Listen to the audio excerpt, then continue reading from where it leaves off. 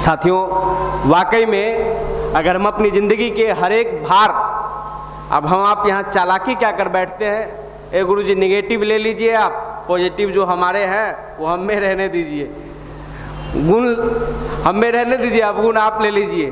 मतलब उनको हम आप क्या समझ बैठते हैं, कचरा वाला डब्बा है। ऐसा नहीं। अगर आप वाकई में उस संगीत में एक लाइन दिया जा रहा था, अगर हम अपनी गुण अवगुण अगर पूरी समर्पण के साथ कर देते हैं तो हमारे उन अवगुण और अवगुण में श्रेष्ठता को उभारते हैं।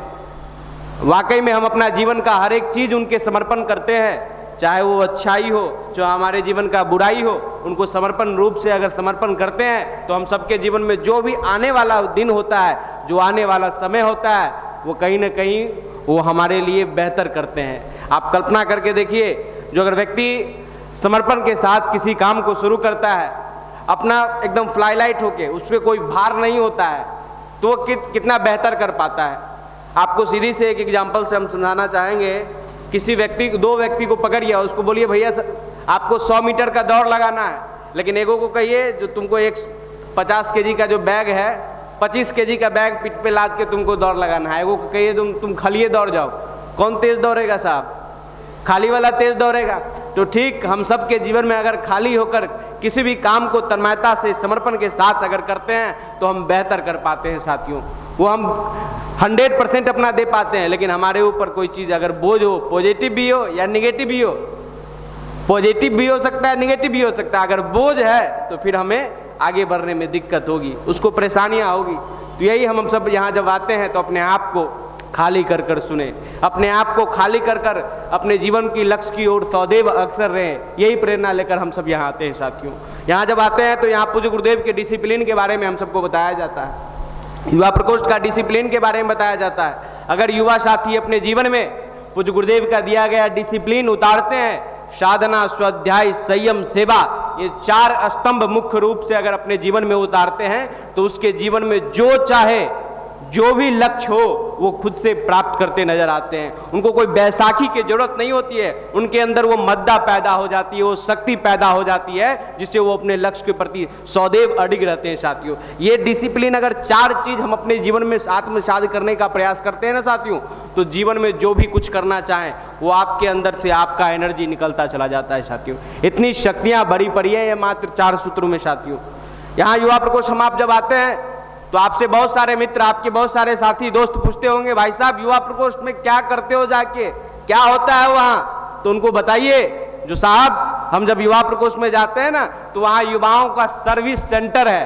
कोई मोटिवेशनल सेमिनार वेमिनार, अरे साहब यूट्यूब पे, फेसबुक पे, तमाम सोशल साइट पे आपको बहुत सारे मोटिवेशनल सेमिनार का वीडियो बन जाता होगा, 2-4 मिनट के लिए गुदगुदा देता होगा, हम आप अंदर से उत्साहित हो जाते होंगे। लेकिन वही मोटिवेशनल सेमिनार का थॉट लेकर अपने जीवन की लक्ष्य की ओर अग्रसर होते हैं तो हमारा पांव डगमगाता है। वो क्यों? क्योंकि हमारे अंदर से जो चीज चाहिए था वो नहीं मिला, ऊपर का चीज मिल गया, हम गुदगुदा गए। अंदर इंटरनल फिटिंग, इंटरनल मजबूती के जमाना भैया कहते हैं ना, जो इंटरनल फिट रहेगा वही जाकर बाहर हिट करेगा। तो इंटरनल फिटिंग का साइंस यहाँ बताया जाता है। युवाओं को सर्विस सेंटर है ये।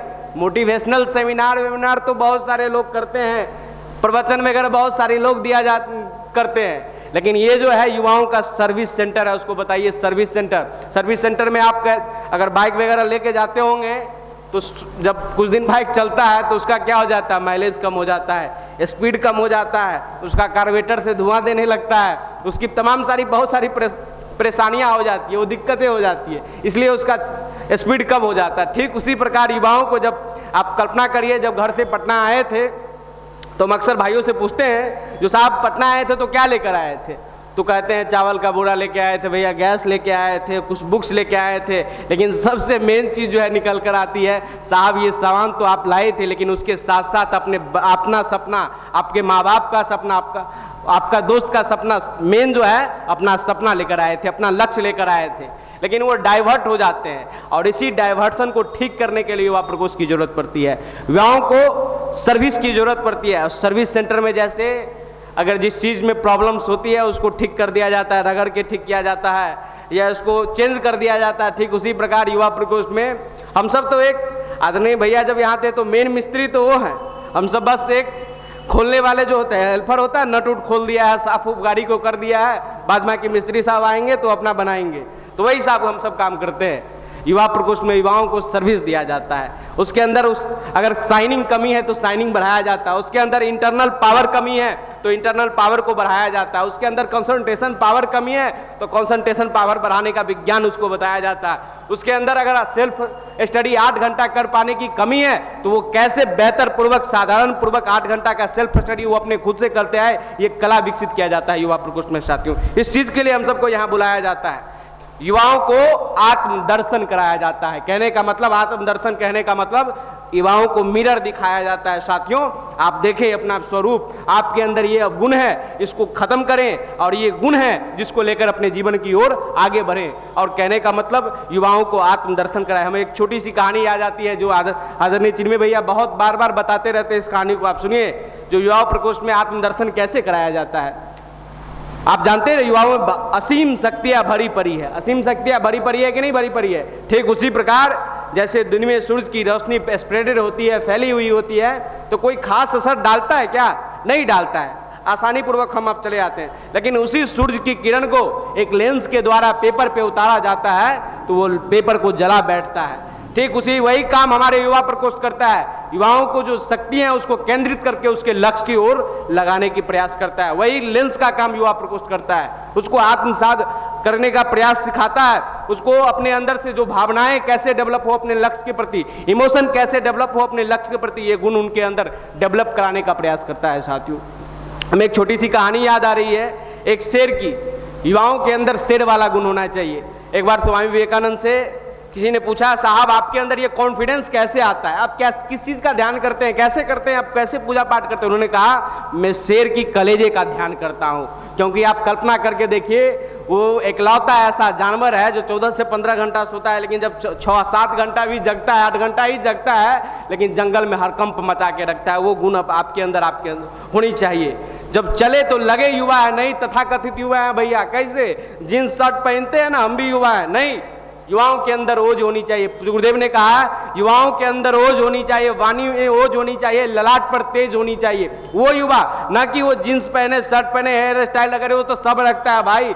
पटना में 12 से 13 लाख युवा रहते हैं, आपको आंकड़ा होना पता होना चाहिए, लेकिन वो सब करते हैं। लेकिन उससे पूछिए 12 से 13 लाख में भैया आप अपने जीवन को एंजॉय करके, अपने जीवन को एक सुदृढ़ करके, अपने जीवन पथ को पॉजिटिव रास्ते पे चला पाते हैं क्या? कितना खुश है? तो 90% युवा आपको ऐसे मिलेंगे साथियों जो कहेंगे, अरे जीवन में तो हताशा, निराशा, तकलीफ का अंबार भरा पड़ा है। साथियों, नहीं, ये जीवन अंबार भरा पड़ा है, निगेटिव के लिए मिला है। अरे जीवन में तो खाना पीना, रहना, बच्चे पैदा करना, ये तो जानवरों करता है साथी। जानवर करता है कि नहीं? सब करता है। अरे इंसान में जन्म लिए हैं तो हम सब के ऊपर जिम्मेवारी होनी चाहिए, हम सब के ऊपर कर्तव्य होना चाहिए, हम सबको कर्तव्य निष्ठ होने चाहिए, पुरुषार्थी होना चाहिए, तब जाकर यौवन हम सबका सार्थक है। नहीं, सार्थक नहीं है। मैं कहानी बता रहा था, एक शेर की कहानी। शेर को कैसे अवगत कराया जाता है, भेड़ की झुंड में वो शामिल हो जाता है और उसको एहसास करा दिया जाता है। ठीक उसी प्रकार हम सब जब पटना की चकाचौंध में शामिल हो जाते हैं, उसी युवाओं के भीड़ में शामिल हो जाते हैं, नुक्कड़ सभा के माध्यम से, झोला पुस्तकालय के माध्यम से, युवा प्रकोष्ठ के तमाम गतिविधियों के माध्यम से आपको अवगत कराया जाता है। जो आप रियल में युवा हैं, वो भीड़ वाला युवा नहीं, वो शेर वाला युवा है। और यही काम युवा प्रकोष्ठ करता है। आप एक जंगल में एक शेरनी गर्भवती थी, और जब गर्भवती थी वो शेरनी, तो वो अपने बच्चा को जन्म देने के क्रम में उसको पीड़ा से उसकी मौत हो जाती है। जब मौत हो जाती है तो बच्चा तो जन्म ले लेता है, तो बड़ा पीड़ा से करा होता है। बगल से एक हिरण का झुंड वहां से गुजरता है।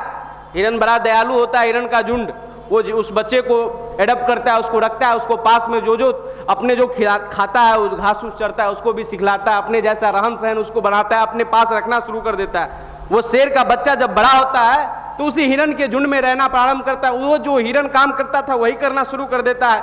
एक दिन उसी जंगल का शेर जब हिरण अपने शिकार की ओर, हिरण की ओर दौड़ा, तो देखा सभी हिरण भाग रहे हैं, उसके साथ साथ जो शेर का बच्चा था वो भाग रहा था। शेर को बड़ा आश्चर्य हुआ, अरे भाई ये जंगल को जानवर हमारे देखकर, हमारे जब हम दौड़े तो तमाम जानवर भागते हैं, ये मुझको समझ में आता है जिसका जान का खतरा हमसे, लेकिन हमारा बच्चा ही हमें देखकर भाग रहा है, शेर का बच्चा शेर देखकर भागे, ये कैसा? ये तो अन्याय है। वो सब टारगेट छोड़कर उस शेर के बच्चा पे टारगेट किया, उसको पकड़ा, कहा अरे सब जानवर तो भागते नजर आते हैं, ये हमें समझ में आता है, लेकिन तुम क्यों भाग रहे हो, तुम तो शेर का बच्चा हो। तो कहा नहीं नहीं साहब, हम तो हिरन हैं। क्यों? मैं हिरन के साथ रहता हूं साहब, हम तो हिरन जो खाते हैं वही खाता हूं। अरे नहीं, तुम शेर हो। चलो देखो, वहां बगल में नदी का किनारा था, नदी का किनारा था, वो नदी के पास ले गया, उसको बोला देखो जो हमारा हुलिया है, हमारा हेयर स्टाइल है, जो हमारा ड्रेसिंग स्टाइल, वैसा ही तो तुम्हारा ड्रेसिंग स्टाइल है। वही नुक्कड़ सभा के माध्यम से, झोला पुस्तकालय के माध्यम से आपको बताया जाता है। देखो साहब, आप जींस पहनते हैं, हम भी जींस पहनते हैं। देखो साहब, जो हेयर स्टाइल आप रखते हैं, हम भी रखते हैं। लेकिन वही शेर का बच्चा को एहसास कराया गया, देखो आपका जो ड्रेसिंग स्टाइल है, जो हुलिया भगवान ने दिया, वो मेरा ही है। आप थोड़ा सा दहाड़ो। उन्होंने दहाड़ का उनको दिखाया, बोला ऐसा करो। वो भी थोड़ा सा मेमियाना शुरू किया शुरू में, फिर से जब 2-4 बार 5 बार प्रैक्टिस किया तो शेर जैसा दहाड़ना शुरू किया। उन्होंने कहा छलांग लगाओ। जो एक्टिविटी वो बड़ा शेर करता था, वो छोटा शेर करने में सफल रहा। कहा अब तुम दौड़ के दिखाओ, और चलो जोर से छलांग लगाते हैं, उस हिरन की ओर भागते हैं। रियल में पता चला जो हिरन उसके साथ रहता था वो भी भागना शुरू किया, तो उसको एहसास हुआ जो हम रियल में शेर है साथियों। वही काम युवा प्रकोष्ठ आपके जीवन में करता है, नुक्कड़ सभा के माध्यम से हो, या चाहे झोला पुस्तकालय के माध्यम से हो, या तमाम जो भी बाल संस्कार शाला के माध्यम से हो, तमाम एक्टिविटी से आपको अवगत कराता है। जो साहब, आप इस पटना में रहने वाले साधारण युवा नहीं हो, और साधारण युवा हो। आपकी वो अंदर से वो हर एक शक्तियां भरी पड़ी है, जिसको आप दुनिया में जो करना चाहते हो, जो बनना चाहते हो, उसके अंदर जो आपके अंदर जो आपके लक्ष्य के लिए जो चाहिए, वो आपके अंदर भरा पड़ा है साथियों। ये शक्तियों का एहसास युवा प्रकोष्ठ कराता है साथियों। और जिन साथियों का शक्तियों का एहसास होता है, जिन साथियों को अपने लक्ष्य की ओर सदैव चलने की प्रेरणा मिलती है, वो लक्ष्य को अचीव करते हैं साथियों। यही काम तो युवा प्रकोष्ठ करता है।